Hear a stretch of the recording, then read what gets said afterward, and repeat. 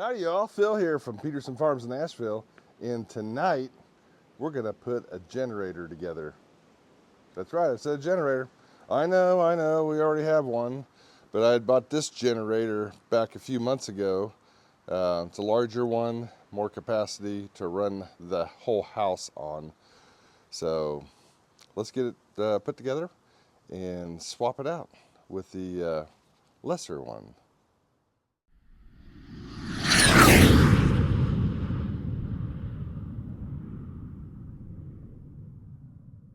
All right, boys and girls, here it is. It's the Champion, and it's a portable generator, regular gas, and it says it's electronic fuel injection, which I'm curious about that. The other one is not, but it is rated at 11.5 starting watts, 9,200 running watts, and our other one, I believe, is like 8,000 or 8,200 running watts. I want to get this one put together so that we can swap it out with the lesser one, because we got I believe, a snowstorm coming. And here just recently, for no reason other than a tree fell down, we lost power for about a day and a half. So we did use our generator with the recently hooked up adapter to the whole house. So that came in real handy, especially on that cold, rainy night that we had when the lights went out in Nashville. Not Georgia, but Nashville, for those who might remember that song. But anyway, come along with me and see how it's done. All right, so I've had this stored out in the barn for a few months, but this is the guide for reference of what you are supposed to be able to run, or at least calculate the size generator that you need. Now, I will tell you, it's a little deceiving. Let me explain. What's a little deceiving is when you start adding up the things that you want to run off of this, which our other one, which is a smaller unit, can definitely run the refrigerator, the water heater, the AC, the central AC, and all these recreational items, as well as microwave is a little bit of a push, but it will take care of that, and all the lights in the house, along with a few other accessories. But what they fail to tell you or clarify, and I only learned this from an electrician that hooked up our system to our house, that on the furnace, this is nowhere near what it takes to run an electric furnace. So this would be more for like a propane or a natural gas furnace, where you're only running the fan motor itself, basically. But if you want to run an electric furnace, you're going to have to get something, he said, about 3 times the amount of running watts that this has.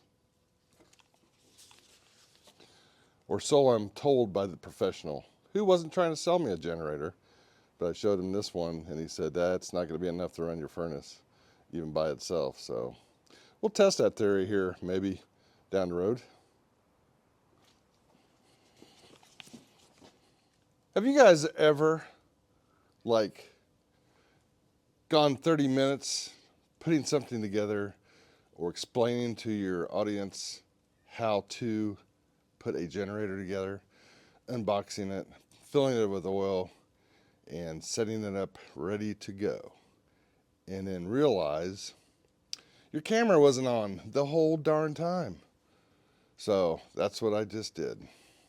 You lost all that information and knowledge that I was sharing with you, unknowingly not sharing, because I didn't push record on my camera. But anyway, you didn't miss out on much. Let me explain why. All I did was unbox it, got all the wrapping and packaging away from the generator, and filled it with oil. Most of the oil went into the unit. I did have a little bit of spillage, but that's where we're at now.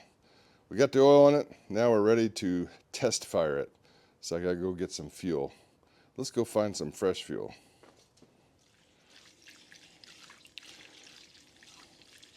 I may not fill this all the way up due to I want to get some non-ethanol fuel for these generators, spend a little bit more money, and do it right, since the fuel will be sitting in these generators for quite some time, not running. Now, you're supposed to start these generators up about once a month.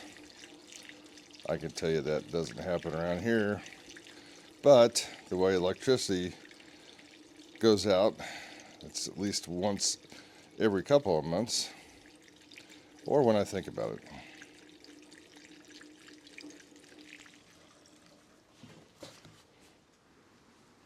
All right, the moment of truth.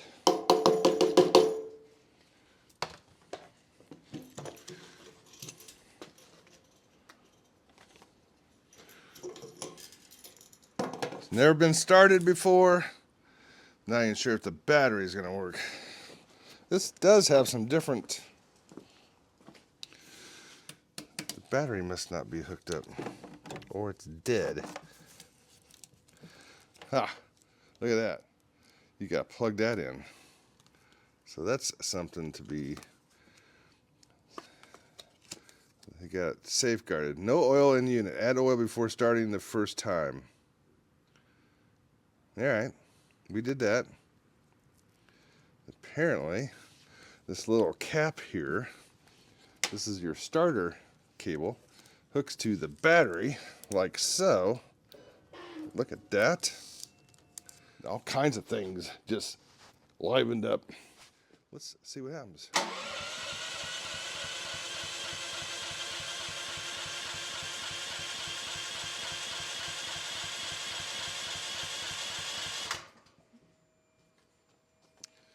Okay.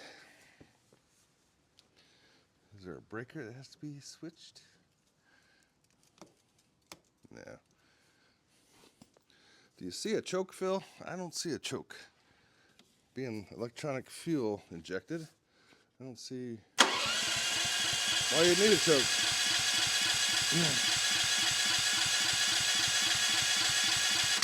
All right, it should start before now.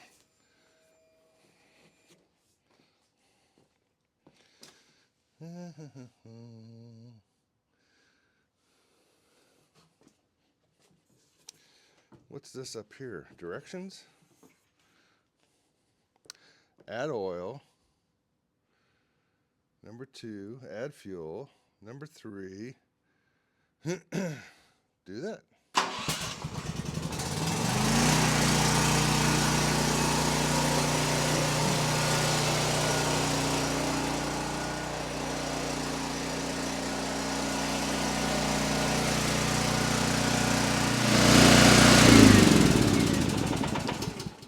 Success! So anyway, it just took a little bit to get that fuel in through the ejectors down to the motor itself. Looks like this is a 30 amp breaker. This is a 122 40 amp receptacle. Also has an adapter. We may have to use that on ours. I think ours is coming out of the house is that one. So anyway, you have a full range of electrical outlets. So really not much more to talk about. It's got the IntelliGauge, which you saw that running. And I do know when we have the house plugged in, that will fluctuate according to what you have plugged in or turned on in the house. Pretty simple. That's all I can say. So be sure to catch our next video where we actually use our tractor to move the generator on the skid over to the house at the base location.